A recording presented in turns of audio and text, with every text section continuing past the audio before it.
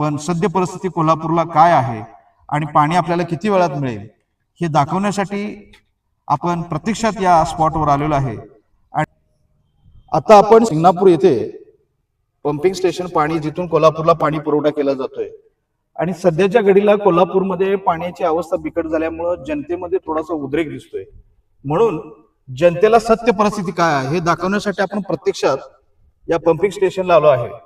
तर इथली परिस्थिती काय आहे ती इथले जे कर्मचारी आहेत ते सविस्तर सांगतायत आणि पाणी किती वेळात कोल्हापूरला उपलब्ध होऊ शकते या संदर्भात अंदाजे त्यांच्या मते काय त्यांची प्रतिक्रिया हे आपण जाणून घेतोय. साहेब तुमचं नाव कसं? राजेंद्र पाटील. मग या आता जे आपण बघतोय इथली परिस्थिती बघतोय त्यानुसार तुम्हाला काय वाटतंय की ते अंदाजेच सांगू शकताय तुम्ही परफेक्टली? म्हणजे थोडंसं पाण्याचं येणं जाणं वगैरे हे थोडंसं पुढे पाठीमागे होऊ शकते, पण तोपर्यंत जनतेला समजेल की बाबा हे पाणी आपल्याला किती वेळानंतर उपलब्ध होऊ शकते. आता काय बालिकापर्यंत पाणी थोडंफार आलेलं आहे.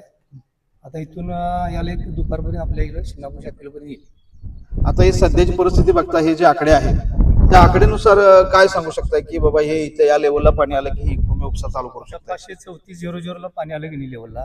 500 कितीला म्हटलं? 534. 500 आता 533.70 आहे. हा, आणि एक फूटभर वाढायला पाहिजे. 534.00 534.00 त्या लेवल आले की आपण पंपिंग चालू करू शकतो. बरं ही घडी विस्कळी अशी कशी विस्कळीत झाली? प्रथम दर्शनी काही चर्चा चालू आहेत की तिकडून पाणी सोडायला आणि इथलं पाणी उचलायला थोडंसं गैरमेळ झाला. काय नाही, ते 4-5 दिवसामध्ये पाणी पातळी एकदमच घटली. पाण्याची पातळी एकदम घटली नदीची.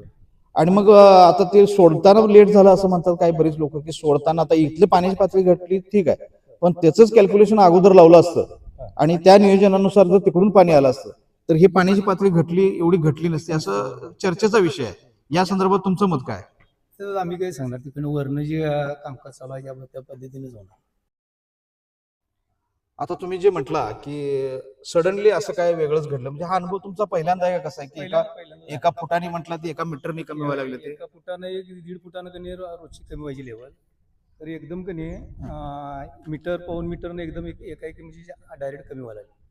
म्हणजे पूर्वीचा अनुभव तुमचा की एका फुटाने कमी व्हायचं ते पाणी एकदम मीटरनीच कमी झालं, ते कसं काय? म्हणजे काय अंदाज तुमचा?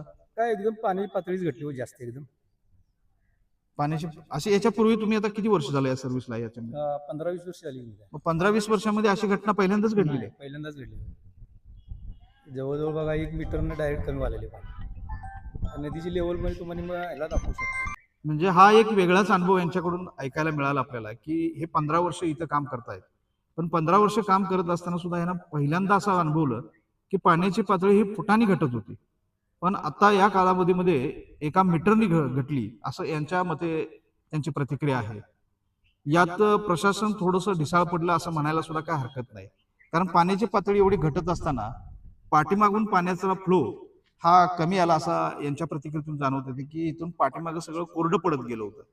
मग हे कोरडं पडत असताना अगोदरच प्रशासनाने आपल्याला सूचित केलं होतं की कोल्हापूर शहराला 1 दिवस आड पाणी मिळणार आहे. मग ते मिळत असताना हा असा प्रकार घडणं म्हणजे आता 1 दिवस आड सुद्धा सोडा की कोल्हापूर शहरामध्ये आता बघितली तर इतकी बिकट परिस्थिती झाली, पाण्याचे टँकरही मिळणं मुश्किल झालंय आणि जिथं पाणी मिळतं विकत पाणी मिळतं तिथं सुद्धा लाईन झालेलं दिसतात. सगळ्या म्हणजे संसारामध्ये थोडंसं विस्कळीतपणा येतो, कारण पाणी हा घटक फार महत्वपूर्ण आहे आणि तो घटक जर नसेल तर नोकरीला जाणं अनेक व्यवसायाला जाणं हे ठप्प होतंय आणि ती परिस्थिती आता जाणवते. पुरुष महिला यांच्या लाईन कोल्हापूर शहरामध्ये लागलेले दिसत आहेत. त्याचबरोबर काही खेडेपाडी ज्या या पाण्यावरती अवलंबून आहेत तिथं सुद्धा तीच परिस्थिती असणार आहे. म्हणून हे भविष्यात अशा पद्धतीची प्रश्न निर्माण होऊ नये. पाणी जिथून सोडलं जातं आणि जिथून कोल्हापूरला उचललं जातं यांचा ताळमेळ असणं भविष्यासाठी फार गरजेचं आहे. अन्यथा जनतेचा आता थोडासा उग्र स्वरूपात धारण झालेला आहे.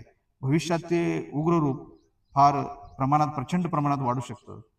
आपण सद्य परिस्थिती कोल्हापूरला काय आहे आणि पाणी आपल्याला किती वेळात मिळेल हे दाखवण्यासाठी आपण प्रत्यक्षात या स्पॉटवर आलेलो आहे आणि आपल्याला दुपारपर्यंत जास्तीत जास्त संध्याकाळपर्यंत हे पंपिंग स्टेशन चालू होईल असं यांचं मत आहे.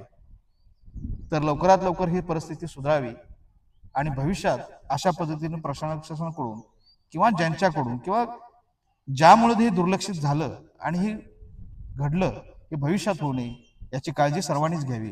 धन्यवाद.